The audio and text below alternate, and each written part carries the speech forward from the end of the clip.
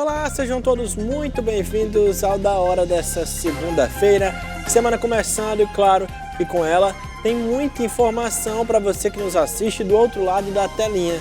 Convidados especiais, a gente vai falar sobre saúde, política, economia, os nossos assuntos internacionais e muito mais. Tudo isso a partir de agora.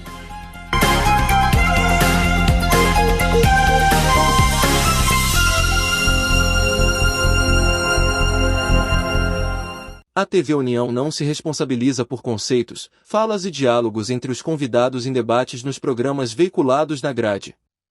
A direção.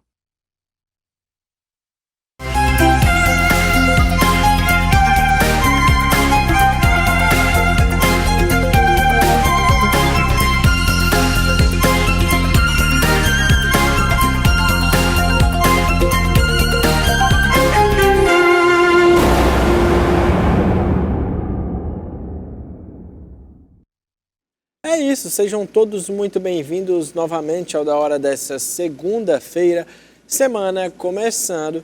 E claro, como de praxe, em toda segunda, nosso convidado especial está aqui conosco na bancada, Luciano Clever. Tudo bem, Luciano? Tudo bem, certo graças no final a de Deus. semana? Seja muito bem-vindo ao Da Hora dessa segunda-feira. Muito bom estar de volta e hoje, pelo menos, estamos aqui com a Rochelle, né? Graças a Deus se recuperou. Eu tinha mandado fazer umas rezas ali para ela, né?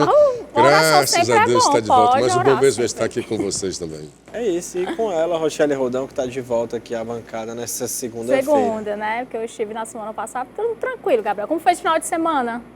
Tranquilo? Tranquilo, graças a Deus. E você, Luciano? Descansou bastante? Tudo na paz, graças a Deus. Graças a Deus. Estive na sexta-feira numa festinha com lá, o Ciro apareceu. Todo simpático. Foi? No dia da maior briga, lá estava o Ciro, ó, tranquilão. Tranquilo.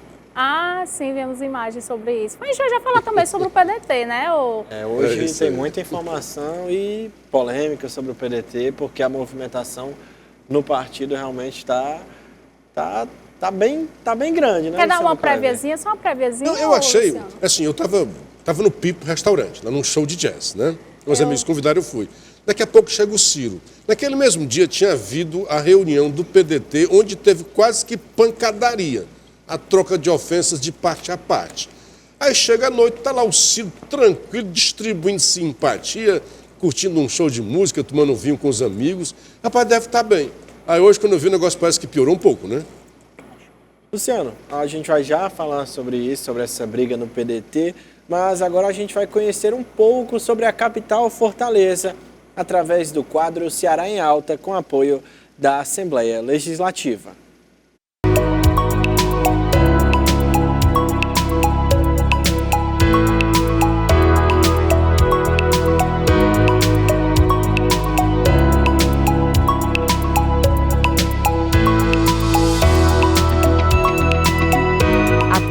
Assembleia Legislativa do Estado do Ceará.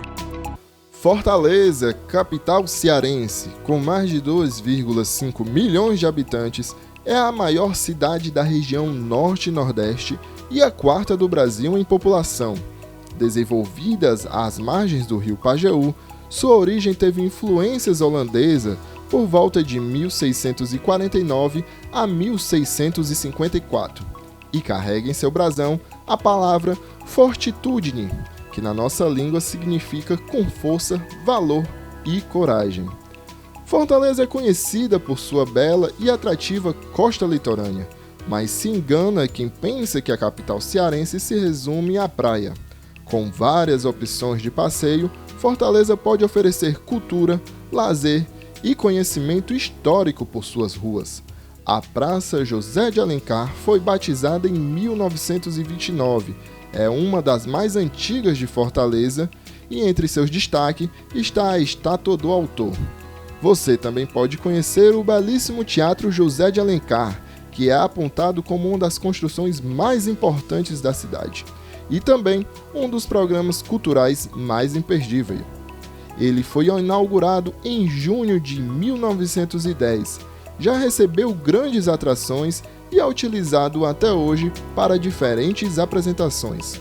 Com a arquitetura neoclássica, o edifício se destaca por seus vitrais coloridos, pinturas no teto e também pelo seu belíssimo jardim projetado pelo paisagista Burbley Max. Apontado como um dos principais centros culturais do Brasil, o Centro de Arte e Cultura Dragão do Mar conta com biblioteca, planetário, salas de cinema, teatro, auditório, espaço para exposição e também uma incrível área verde, onde são realizadas apresentações musicais. Além disso, você conhece também o Museu de Arte Contemporânea e o Museu da Cultura Cearense, entre outros espaços culturais imperdíveis. A Praça dos Mártires é a mais antiga de Fortaleza. O passeio público, como é popularmente conhecido, traz mais charme para o centro histórico com seu bosque, fonte e uma apaixonante vista para o mar. Foi lá também que ocorreu o assassinato dos revolucionários da Confederação do Equador em 1830. Outro ponto, mais voltado para o comércio, é a Praça do Ferreira no centro de Fortaleza, conhecida como o coração da cidade. Apoio: Assembleia Legislativa do Estado do Ceará. É nossa capital, né? Nada melhor do que falar sobre as belezas e coisas boas, porque diariamente aqui a gente fala de algumas mazelas, mas tem muita coisa boa em Fortaleza também, né? E a gente falou aí de patrimônios, né, históricos, não são assim, a gente amanhã vai ficar com a parte do litoral, vamos trazer aqui as praias de Fortaleza, mas a gente falou aí um pouco sobre o patrimônio histórico, né, o teatro, o Dragão do Mar. Falamos da Praça do Passeio Público, que hoje existem os piqueniques, onde as famílias vão, as feijoadas, né, ô Luciano Cleber? Fala pra gente aí. Nós falamos muito de praias de Jericoacoara, belíssimas praias na costa de leste a oeste, mas eu acho que o principal capital turístico ainda é a capital. Fortaleza é linda, maravilhosa, uma cidade difícil de você não se apaixonar, tanto para os que moram aqui, embora com todas as suas mazelas, quanto para quem vem de fora e não conhece as mazelas. Vê só a beira-mar, aquele cartão postal maravilhoso e que está sendo muito bem cuidado. E vi essa matéria maravilhosa, colocando assim pontos, como da Praça dos Mártires, onde você vê, se você começar ali a refletir, puxa, a cidade, tudo começou por aqui, esse forte, né, para defender a cidade dos invasores, né, e desse povo aguerrido e guerreiro que dia a dia defende a sua vida aqui nessa linda capital, a Fortaleza, capital de todos, né, de todos os cearenses. E ali vizinho à Praça dos Mártires, a gente tem um forte, que foi onde surgiu o nome de Fortaleza, né? Onde surgiu o nome de Fortaleza. E aí a gente pode falar também agora dessas reformas que estão acontecendo na beira-mar, né? E tem, inclusive, uma reforma parada, uma obra parada, uma semana, né, Luciano Cleber? Porque, assim... Saber o porquê, né, dessa bom reforma. Você falar nisso, assim, o cuidado. O que é um prefeito, né? Senão aquele que cuida da sua cidade, que cuida do jardim, que cuida do quintal, que cuida dos xiringadores, né? Sim, mas não pode deixar essas obras que ajudam a cidade, no longo prazo, não pode também ficar ali parada por uma incompetência, por uma falta de planejamento causando e apertar a vida dos fortalezenses, né? Causando transtornos no trânsito, né? Parece que está tendo complicações que estão as vias, né? E aí só está uma via... Estão trocando lá, estão trocando o asfalto. É uma boa, a troca é boa, asfalto por bloquetes. O problema é que não é uma coisa tão difícil de fazer, você parar uma obra durante uma semana numa cidade como Fortaleza. E aí a gente também falando aí em patrimônio histórico, nós temos também aí o edifício São Pedro, que a gente sempre fala aqui na bancada em relação ao perigo que ele pode causar e como está sendo também moradia para usuários de drogas, né, Luciano Cleber? Hoje, assim, eu passei uma vez por ali e, assim, são seres humanos que se assemelham a ratazanas, entrando nos buracos, saindo noutros ali. Eu fiquei, nossa, que negócio. Me vê essa imagem assim que eu vi, que é uma imagem assim, do abandono. A prefeitura abandonou, não sei o que está acontecendo. E resultado, quando a prefeitura abandona, os outros tomam conta. E virou ali um negócio complicado, cheio de morador de rua, que usam aquele espaço ali para diversas finalidades, né? Até as que a gente não pode falar aqui. Também, né? Estão arriscando a vida, porque querendo ou não, é difícil ele não estar em condições, né? De estar ali, de entrar, pode causar aí, quem sabe... Nem se lembram disso, viu? Pode ter certeza. É o dono do edifício, é a prefeitura. Alguém tem que fazer alguma coisa, né, Luciano Cleber? Tem que resolver. Há muito tempo que se arrasta aquilo ali, né?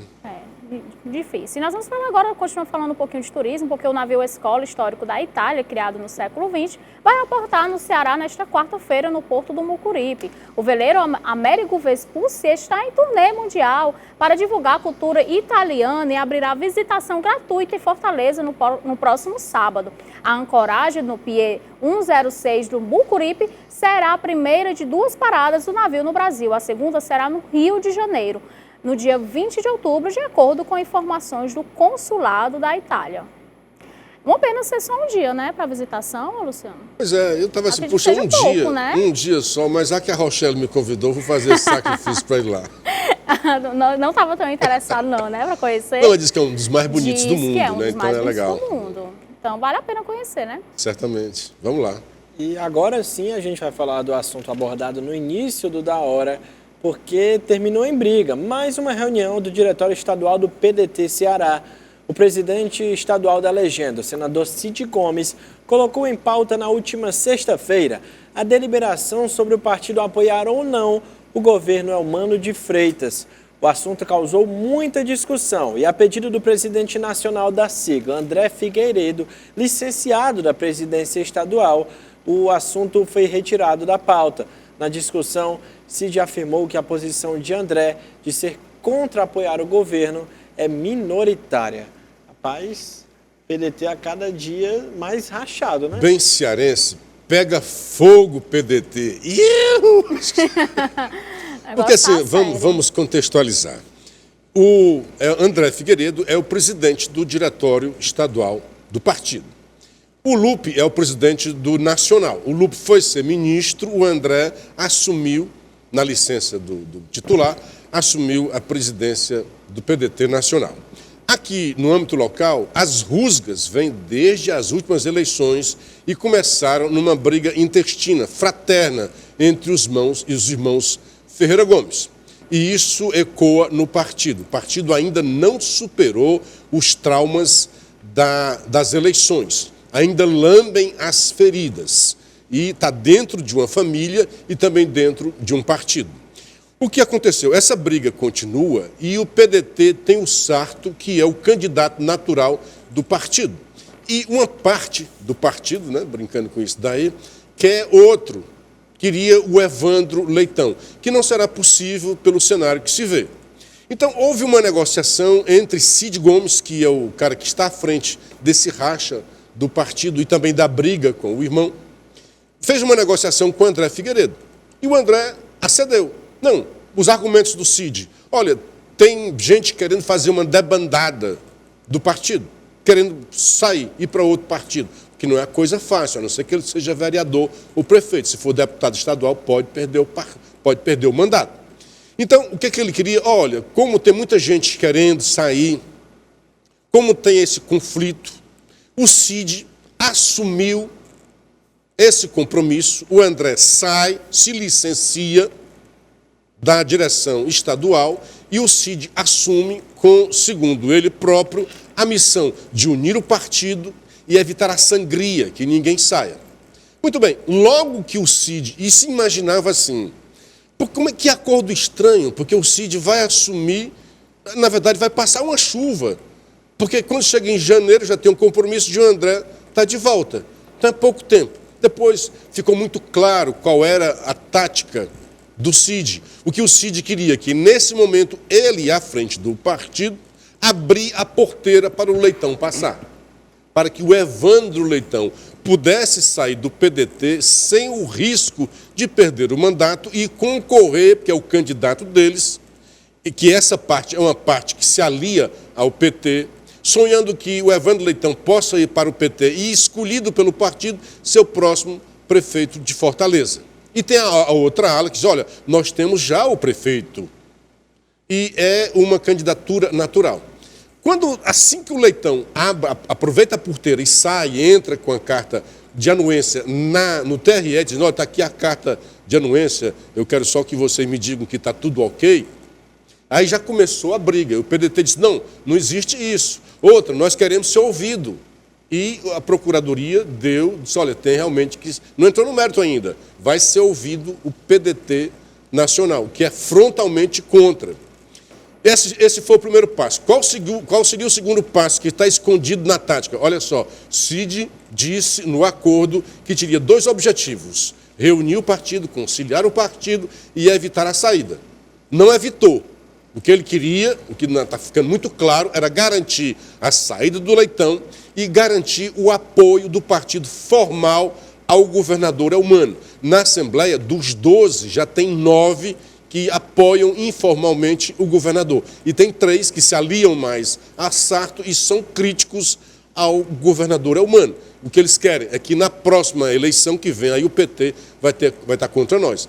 Quando colocado isso em pauta, na sexta-feira, já foi uma zorra dentro do partido. Não aconteceu o que aconteceu no pessoal, que houve troca de supapos, né? Mas houve troca de agressões verbais e uma retirada da ala do André, que diz: nós vamos resolver isso. E qual é a resolução? Hoje entra e diz: volto ao partido, e o Cid está destituído. Resultado, continua a briga no PDT e certamente vai ser judicializado. Talvez até possam dizer: olha, como é que o cara pode ser presidente do estadual e do nacional? Se não tiver algo no estatuto, está tudo tranquilo. O que está claro é que o Cid queria, nos seus objetivos pessoais e de parte do partido, cumprir os seus interesses. Deixar que o Leitão saia sem risco de perder o mandato. E segundo, se aliar a Eumano e continuar no poder. É o Cid tentando se reposicionar numa volta ao colo do PT, coisa que o seu irmão Ciro Gomes não aceita. É isso. E aí foi notícia que saiu agora, não foi essa relação da destituição, né? Na sexta houve o fogo, Sim. né? Houve o fogo. E quando o André se retira, dizendo que estava havendo agressão, o Cid, que é um cara... Está difícil. Eu acho que está muito difícil, porque o Cid sempre foi um cara que sabia conciliar. Ele próprio, o Cid, não está conseguindo. Não tem conciliação, nem um grupo, nem do outro lado. Está rachado e vai até o fim esse racha. Aí, quando ele sai, o André diz: nós vamos tomar as providências. E não disse quais. Então, hoje, pela manhã, o presidente nacional, deputado federal André Figueiredo, que é o também presidente do diretório licenciado, anunciou que volta a assumir a presidência, portanto, Cid estaria fora. E aí mais divisões, né? Porque a gente já tem o Roberto Cláudio, que também é ex-prefeito, aí temos o Sarto, temos o Evandro Leitão aí, tem a Luiziane, que já disse que vai concorrer à prefeitura, A né? Luiziane já é outra coisa, é PT. É PT, mas é por causa da questão do Evandro Leitão, né? Não, Ele vai por qual partido? Aí já é uma outra fase. Assim, nós terminamos assim, você falou assim, tem o Roberto Cláudio, tem o Sarto, tem o André, aí, tem o Ciro, que são todo. uma ala do PDT. E o que eles querem? Querem reeleger Sarto. E é normal, é natural, você já está com a prefeitura, o prefeito é do seu partido, tá certo? E o que é estranho, assim, para quem não entende, puxa, mas como é que você já tem um prefeito que vai ser candidato e você quer votar no outro? Porque se falou ontem, o Cid foi chamado na sexta-feira de ditador. E ele disse: olha, eu não sou ditador. Mas, Cid, quando houve a decisão do diretório estadual pela candidatura de Roberto Cláudio, você não aceitou. O Cid aceita até o nome, a qualificativa de covarde. Ele disse que foi covarde mesmo, porque não enfrentou o irmão, mas não traiu o partido. Pediu voto para o Ciro, para o seu irmão, mas não pediu para o Roberto Cláudio. E com certeza deve ter pedido para o Eumano. Se não tão escancarado, mas de uma forma aí que a gente chama na política de cristianização. É você dizer: não, o meu candidato não é o Roberto Cláudio. Portanto, não seria o capitão Wagner, o seu candidato Cid foi o Eumano, do Ivo, da outra família, da família que não ficou com Ciro Gomes, a parte da família. Então houve um racha na família e está havendo agora um racha no PDT. Aí sim, você diz: como é que fica o Evandro? Por que o Evandro precisa de garantir que ele não perca o mandato? Porque se ele vai para uma disputa que ele está eleito, está nem aí. Porque ao assumir a prefeitura, adeus Assembleia Legislativa. O problema é que não é tão fácil. Primeiro que já tem no PT uma briga interna, que eu acho que pode ser facilmente controlada, né? Em que a Luiziane é a mais visível dessas cabeças que querem ir para cima também, como uma candidatura natural e histórica. Pela primeira vez você vai ver o PT abrindo mão para um estranho. é um estranho no ninho. O Evandro Leitão, chegando agora ao partido, é um estranho no ninho. Nesse ninho já tem uma briga entre o Arthur Bruno, é o menos, né, que está se movimentando, mas tem a Larissa Gaspar, tem a Luiziane, que é a mais lutadora, e o Guilherme. Pois é, isso que eu estou dizendo. Aí o Evandro Leitão vai ter que, se ele quiser ir para o PT, vai ter que ter uma garantia. Porque o Luiziane já falou da candidatura dela. Por isso que ele está preocupado. E se ele chega, se ele entra no PT, e a Loura dá uma rasteira nele? Olha, Lula, vai pro Lula, faz uma chantagem emocional, eu estou no partido desde sempre. Quem é o Evandro Leitão dentro do PT? Dentro do PT. É isso que eu estava querendo dizer. É um grande político, é uma novidade, muito talentoso. Agora, dentro do PT, ele não tem serviço prestado. Nada. Ele jamais foi do PT, me perdoe, diz PDT, né? Jamais foi do PT. A outra opção é ele ir para o PSD, PSB. Tem o PSD também, né? Mas o PSB, que hoje está com Eudoro Santana, portanto, no ambiente de influência de Camilo Santana, poderia, se não se viabilizar no PT. Mas aí você vai ter Roberto Cláudio, Sarto, Capitão Wagner, alguém do PL e mais a Luiziane. Cara, vai ser muito animada essas eleições, muito animadas. Estou vendo que o cenário político está bem complicado. A gente não sabe, assim, em que votar. E os representantes, né? Por causa e você ainda divisões, fica dizendo, né, que não tem representante gente boa para votar. Essa parte eu não vou falar.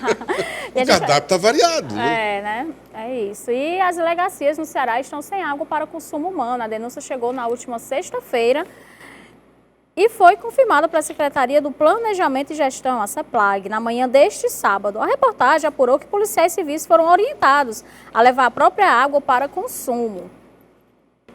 Mas não foi informado o motivo. Procuramos a Polícia Civil, que informou que o caso seria respondido pela CEPLAG.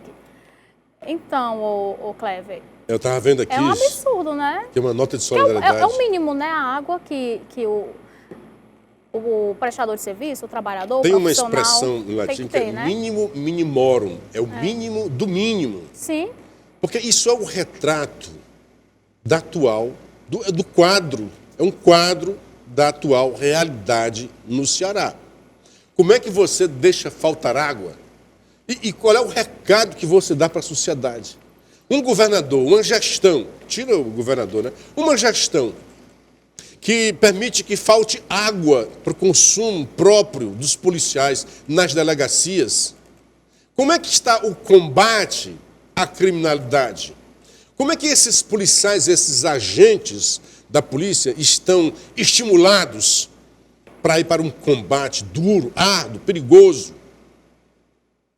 contra a criminalidade? Se nem água, segundo a reportagem do Diário é de sexta-feira e está no jornal de hoje. Portanto, se não houve nenhuma mudança, a situação continua lá, esquisita. Como é que o governo do estado do Ceará não fornece sequer água para os seus policiais?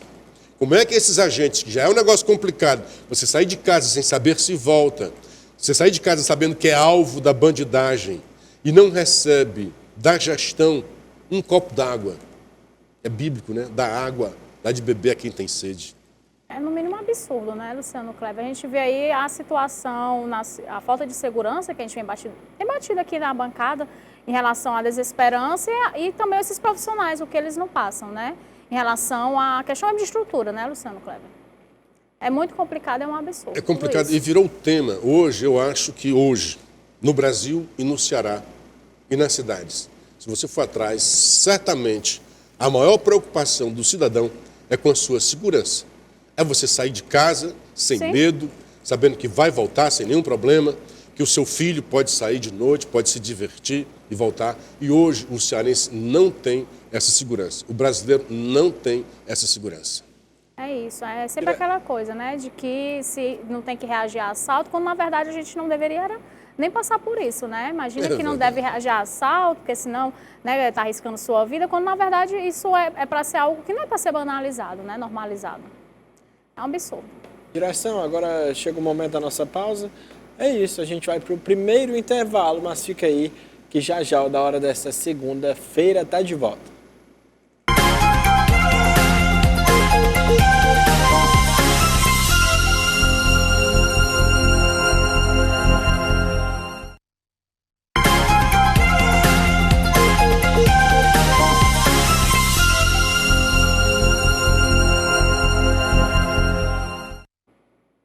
Estamos de volta com o Da Hora dessa segunda-feira, falando que durante um evento do PL Mulher aqui em Fortaleza, neste final de semana, a ex-primeira-dama Michele Bolsonaro criticou o voto da ex-ministra do STF, Rosa Weber, sobre a liberação do aborto. Essa maldita ADPF 442, um legado de morte que a ex-juíza deixou para o nosso Brasil, mas continuaremos lutando contra ela. Dizer que em Salmo 139, 13 diz: Tu formaste o íntimo do meu ser e me teceste no ventre de minha mãe. A gente não colocou tudo, né? No caso aí não foi só, ela não falou só da Rosa Weber, como falou também da Janja em relação às viagens, não foi, Luciano Kleber? Foram duas coisas, eu vi isso no jornal O Povo. Michele ataca a mulher. Aí, no evento de mulher, Michele escolhe duas mulheres para atacar. Muito longe disso, né? Michele atacou quem ataca o aborto. Fosse a Rosa Weber, fosse o Gabriel, fosse o Luciano, o tema seria o mesmo e ela iria criticar. Porque ela defende, assim como os conservadores e os cristãos, defendem a vida desde a sua concepção até o último suspiro. Então, os cristãos, os conservadores, não abrem mão disso porque é um princípio. Eu lembro de uma discussão entre o Papa João Paulo II e um jornalista judeu, agnóstico, sobre quando é que começa a vida. Porque fica essa discussão e foi o que a Rosa Weber trouxe. A ciência não tem assim, quando é que realmente começa a vida. Ora, a vida começa desde o início, quando o sêmen se encontra com o óvulo. Se encontrou, deu aquele choque a Deus. Porque ali, se não houver uma interferência externa, inexoravelmente teremos um ser vivo pleno de direitos. É tanto que o Brasil tem um negócio chamado Estatuto do Nascituro. Porque a mulher, querendo parir, tendo o filho ali, ela tem vários direitos, como se fosse o direito do nascituro, do bebê. Então, como é que ele não tem, até a 12ª não tem? O Papa dizia assim, não tem certeza de que a vida ali, o Papa diz, só em haver dúvida de que existe ali uma vida, ela deve ser protegida, porque é um ser que ainda é completamente inocente, sem proteção, sem saber. Aliás, como o ser humano, os animais nascem e eles vão sobreviver se não tiver apoio dos pais. Nenhum de nós, quando nascemos, se não houver o apoio da mãe, do pai, nós vamos sobreviver. Nenhum de nós. Então, essa proteção vem desde o útero, desde a sua concepção, e ainda continua depois dos pais e depois tem proteção do Estado.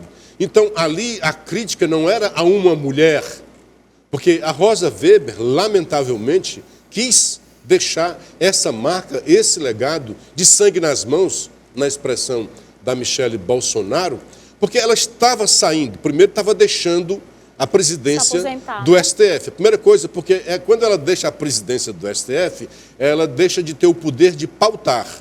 Então, o presidente do STF tem esse poder. Então, ela pautou um pedido lá de um partido, que é o PSOL. O PSOL tinha pedido isso daí, e ela pautou. Ela escolhe o que vai pautar. Ela pautou e deixou consignado o seu voto. Porque ela sabe que quando houver se debruçar o STF sobre isso, ela não estará mais, mas o seu voto ficará. Porque tem uma decisão recente do STF, antes era assim, está lá o voto, o Gabriel era ministro, mas se aposentou, o voto ficou. Aí entrou a Rochelle e ela disse, eu quero vistas, vai haver uma nova votação. Como no pedido de vista, quem votou de um jeito pode votar de outra forma, valeria agora o voto da Michele. Aí houve uma decisão esdrúxula que diz que não, fica valendo aquele voto. Eu lembro disso porque, por exemplo, a Carmen Lúcia tinha votado a favor do Moro. Aí o Gilmar Mendes se sentou por 2 anos num voto vista e quando voltou, a Rosa Weber mudou o voto. Agora votou contra o Moro. Portanto, a Carmen Lúcia. Portanto, o voto da Rosa Weber não poderia ser um voto pétreo. Se houvesse um pedido de vista na continuidade, poderia ter um novo voto, que ela mesma poderia votar contra. Se ela está fora e não pode ter isso, que o novo ministro faça. Mas não, fizeram isso e petrificaram. Então, o voto da Rosa Weber já tem um voto assegurado a favor do aborto. Pois é, essa mudança recente.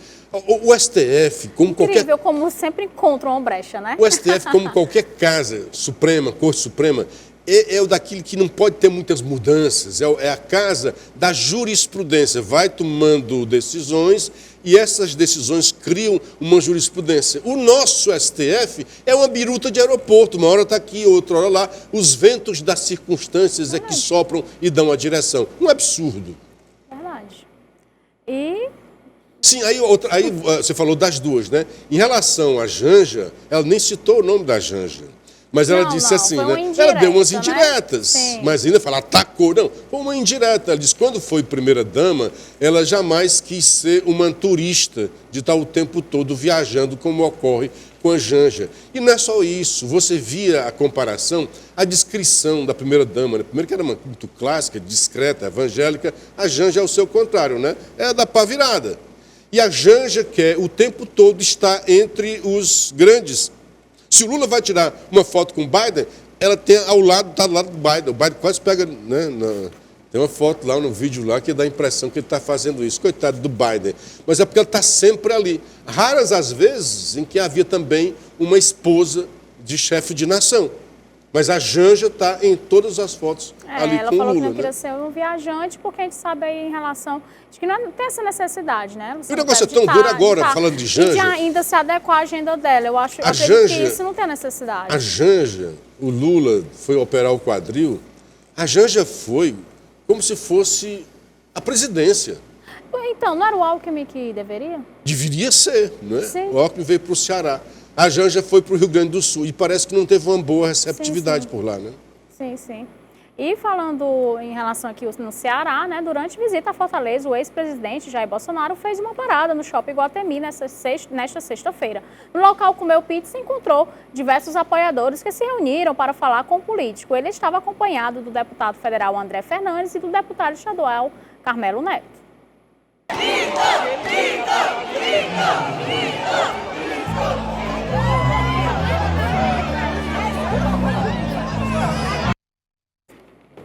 Você viu aí onde é que ele foi, né? No shopping do Tasso Gereissati. Podia ser seu o shopping, né? Não escolhe. E nem acho que... Eu vi até uma notinha do Érico, né? Sim. Boba. Porque a Coca-Cola, ela quer vender a Coca-Cola. O Gabriel tem uma ideologia, a Rochelle tem outra. A Coca quer que os dois consumam o seu produto. Não interessa não é o problema, a ideologia, né? Foi lá e comeu uma pizza, né? Então, pagou, deve ter pagado o estacionamento também lá, né? Porque o shopping, diz que o grande lucro mesmo do dono de shopping é o estacionamento, porque é muito caro aquilo dali. Então, o que aconteceu? O Bolsonaro esteve, o que demonstra popularidade, porque ele esteve no Vasto, no que eu soube, né? Almoçou no Vasto e inseparáveis, Carmelo de um lado, André Fernandes do outro. Os dois querendo ser o candidato do PL à Prefeitura de Fortaleza. Os dois apoiando frontalmente Bolsonaro. Essa amizade aí não vai se tornar um embate, não? Cara, quem aí, que vai ser vice, quem que vai ser realmente o candidato? São dois jovens, né? Quando se fala em jovem, se associa à imaturidade. Sim. Então, precisará de maturidade para que não pode ser os dois, para que abra mão em favor do outro. Quem vai fazer esse gesto? Estão dizendo que as pesquisas vão decidir. É um critério. A outra, decisão do diretório. Se for a decisão do diretório, hoje quem comanda o diretório é o André Fernandes. André Fernandes tem mais gente dele no diretório do que o Carmelo. São dois jovens, eu acho muito jovens ainda, para ser prefeito de uma capital como Fortaleza, mas está aí, é da política. Bolsonaro terá o seu PL, não só o PL, haverá um candidato do PL, mas não só do PL, será um candidato do Bolsonaro, porque os dois são bolsonaristas convictos, defendem muito Bolsonaro. Então aí, o que aconteceu? Aí foi para o Vasto, o restaurante, depois quando souberam, houve uma aglomeração, gente que vai lá para isso. Depois ele foi lá para o comitê do André Fernandes, coube muita gente que sabia que ele ia para lá. Já no Iguatemi é diferente. São as pessoas que estão ali e não só os apoiadores. E houve uma tietagem. Aliás, o Jornal Povo colocou. E foi tietado por apoiadores. E ia ser tietado por quem, né? Então, houve uma grande tietagem. Demonstra a popularidade, que é assim um fenômeno, porque esse cara está inelegível. Esse cara foi bombardeado por todo o sistema. Todo mundo fala mal. Toda a imprensa fala mal desse cara. Todo o judiciário fala mal desse cara. E ele se mantém ali com essa popularidade e ainda com o poder de influenciar o voto, com certeza, nas próximas eleições. E nós tivemos também aí a notícia de que a esposa do Carmelo Neto está à frente do PL Mulher aqui no Ceará, né? Também muito nova, né?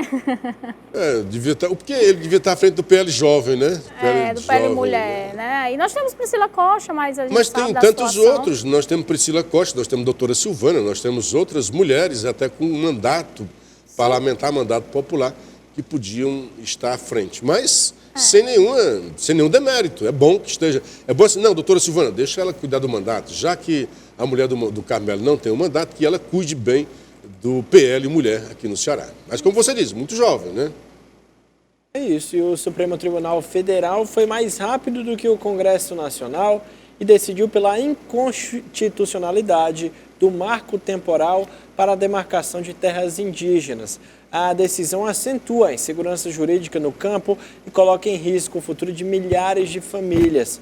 Parlamentares da bancada do agro reagiram e prometem a aprovação de 2 emendas constitucionais e de um projeto de lei que estabelecem de forma clara na legislação brasileira a validade da tese e o pagamento de indenizações aos produtores que eventualmente tenham suas terras demarcadas. Um assunto que já vem rolando há muito tempo, né? Na verdade, você começou dizendo que foi mais rápido, e eu fico assim, o STF é muito rápido nas pautas que lhe interessam. O marco temporal está previsto na Constituição em 1988. É uma tese. Tem gente que fica, não tem o marco temporal na Constituição. É óbvio que tem. É uma tese que se dá o nome marco temporal. Porque tem um trecho lá, se eu não me engano, é o 231, o artigo, que fala sobre os índios. Aí vai falar sobre as terras. Não me cobrem, porque na Constituição continua índios e não indígenas. Os direitos dos índios. E fala sobre as terras que devem ser demarcadas e ter a proteção do Estado. Aquelas terras ocupadas por os índios. Se são ocupadas, não é a que venham a ser ocupadas. Portanto, está claro ali a tese do marco temporal. Quando foi em 2009, com Raposa Serra do Sol, se eu não me engano, em que o STF deu assim uma multidão de terras para os índios e acabaram com a cultura do arroz, e hoje não tem mais produtividade nenhuma lá em Roraima. Eu acho que foi um erro crasso do STF, porque deu os direitos e logo depois você via muitos índios bêbados. Em vez de estar trabalhando lá, porque tinha um emprego lá também para colher arroz, não tem mais o arroz, não tem a produção do alimento e os índios ficaram à toa lá. Ganharam o quê com essa imensidão de terras? Não podem vender, não podem fazer nada, a não ser para dizer que são deles. Não seria uma coisa mais prudente poder, o que é que a gente pode fazer? Porque senão todas as terras são dos índios, né? Todas as terras chegaram aqui, as terras são dos índios. Então tem que ter um bom senso. E a Constituição optou pelo bom senso. As terras ocupadas. E aí vem depois, isso foi uma ação lá num dos estados do sul, não foi nem na Amazônia não, em que os índios estavam reivindicando, aí teria que ter uma indenização para quem estava lá. E aí, nessa votação, estabeleceram que não haveria o marco temporal. Então, é muito discutível isso, porque está muito claro que ocupam. E quem está reagindo agora, o Congresso está reagindo primeiro, tem uma PEC que quer assim, que o Congresso tem o direito de passar por cima, de rever as decisões do STF, quando são claramente contra a Constituição. Isso é uma aberração. Mas a maior aberração é quando o STF, que tem por princípio, que tem por objetivo, por missão precípua de salvaguardar, de proteger a Constituição, é o primeiro a afrontar as leis. Então nós vivemos aberração por cima de aberração. O bom mesmo é que todos sigam a lei e não se desviem do curso legal, do curso democrático. Mas o que nós vimos nesse par de anos foi afrontas à constitucionalidade. E aí o Congresso está querendo fazer PECs específicas do aborto, do porte de armas, para dizer, olha, do marco legal, para que não haja dúvida, né? Para que não haja dúvida. Porque é uma invasão. Drogas, porte de armas, drogas, que tem uma lei, até uma lei antidroga. E o STF quer, não, nós vamos ajudar aqui o usuário. Aí chega o Alexandre diz, não, agora o usuário vai ter a certeza que vai consumir uma droga de qualidade, né? Que a droga do Brasil é muito... Não tem qualidade, gente. O que não está tendo qualidade é essa composição do STF. O estado do Amazonas registrou o segundo maior acumulado de queimadas para setembro desde 1998. De acordo com o Instituto Nacional de Pesquisas Espaciais, o mês acumulou 6.871 focos de incêndio. O dado só não é maior que o registrado no mesmo período do ano passado, com mais de 8.000 focos, sendo o maior número desde 1998. Há 2 semanas, o governo do Amazonas decretou emergência ambiental. Queima sério, né? a fogueira Muito sério. da hipocrisia. Queima sério. a fogueira da hipocrisia. Se o segundo maior incêndio, o segundo maior número de queimadas foi em 1998, quer dizer que no governo que antecedeu Lula não houve uma queimada maior do que agora. E mesmo não sendo maior do que a de agora, houve uma gritaria internacional. Acionaram até as celebridades internacionais para criticar o governo de então. Olha a mudança. Não se vê nem aqui, localmente, uma gritaria para dizer, olha, o Lula está queimando a Amazônia. Mas lá diziam que o fulano de tal, o ex-presidente, estava queimando a Amazonas. As girafas estavam sendo incendiadas, né? Teve até esses memes, né? Os leões. Cadê a proteção? Cadê aqueles ativistas que viam no governo anterior um monstro que incendiava, um incendiário que estava acabando com a Amazônia? Hoje, está aqui, não somos nós, não é nenhum veículo bolsonarista, não é Cicrano Beltrano, mas o próprio órgão governamental está dizendo isso, que nunca houve tanta queimada como neste ano, a não ser em 1998. Muito triste tudo isso, né? A gente vai ter que fazer agora um rápido intervalo e já já nós estamos de volta.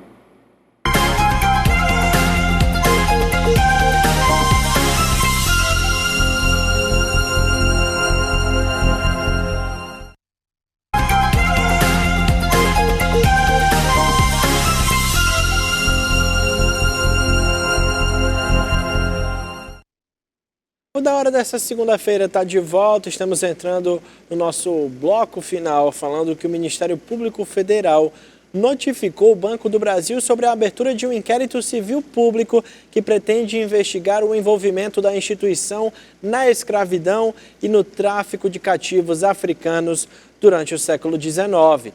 A notificação foi feita pelo MPF ao BB na tarde da última quarta-feira. Um assunto aí que envolve vários âmbitos, né? Olha, eu acho um negócio super estranho, porque você vai investigar. Aí qual é o objetivo do inquérito? É indenização?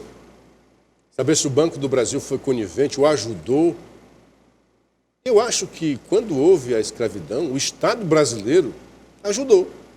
Tanto era legal, tanto que precisou de uma lei, a Lei Áurea, né, da princesa, para acabar com a escravidão. Será que vão ver se o Banco do Brasil cometeu algum ato ilegal, mesmo depois da Lei Áurea? Não sei a que é que se quer isso. Os acionistas do Banco do Brasil serão chamados a arcar com as despesas? Como é que funciona isso? Vai pagar a quem? Vai indenizar quem? Quem vai pagar? É o Estado brasileiro que vai pagar? Eu acho isso... Embora é bom a gente se debruçar, mas aí o inquérito... Esse inquérito vai ter o quê? Para fazer um livro, olha, o Banco do Brasil foi assim e tal, está nas histórias, mostrar. Mas eu não sei. Uma reparação histórica não poderia ser um caminho? Sim, mas o que é a reparação histórica? Aumentar o número de funcionários pretos, alguma coisa parecida? Pois é. Eu acho... Não sei. Mas eu acho que seria uma alternativa, porque a indenização acho que realmente não vem ao caso, mas tentar melhorar esse sentido nas agências bancárias, eu acho que poderia ajudar, né? Mas assim, como é um banco público, tá certo? Se fosse um banco privado, aí o banco é meu, eu boto o que eu quiser. Com certeza. Mas aí eu teria que ter uma lei de cota diferenciada, né? Não, vai aumentar a cota. É só um né? pensamento. Não, eu estou meu. entendendo que, olha, pode ser que... Porque você fica se perguntando realmente, né? Como é que ele vai reparar isso daí, né? Pronto, tá aqui.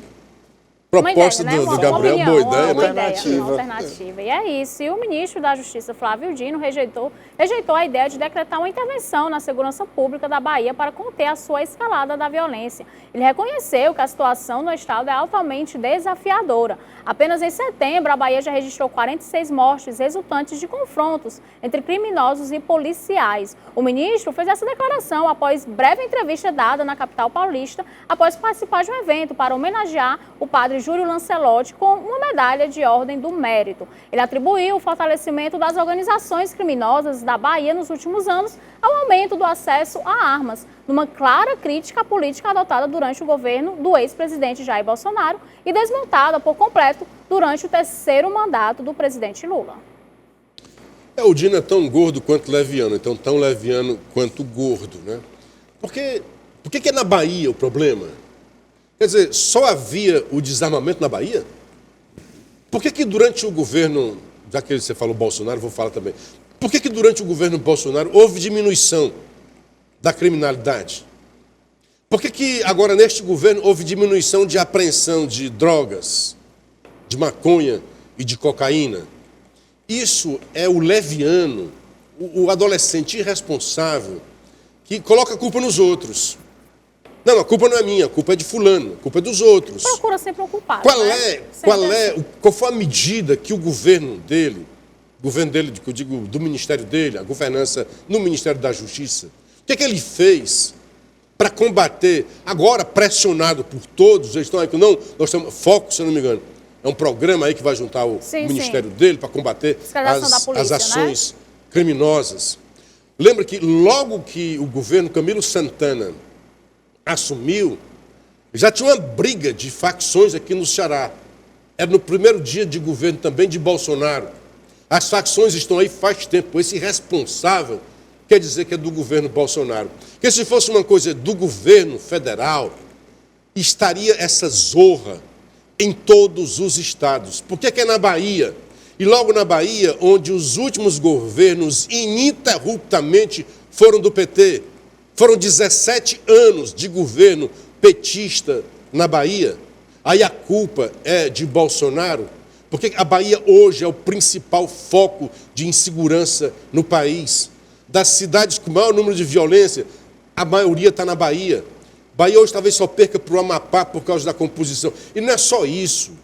Quando houve em São Paulo, que mataram os policiais e a polícia reagiu, e houve a Operação Escudo no Guarujá, o seu Dino criticava e tinha que investigar, porque podia ser que a polícia estivesse matando pessoas inocentes. Ao mesmo tempo, estava acontecendo na Bahia, onde teve mais mortes, né, praticadas por policiais, e eu não estou criticando, acho que a polícia tem que se defender e não está matando o inocente.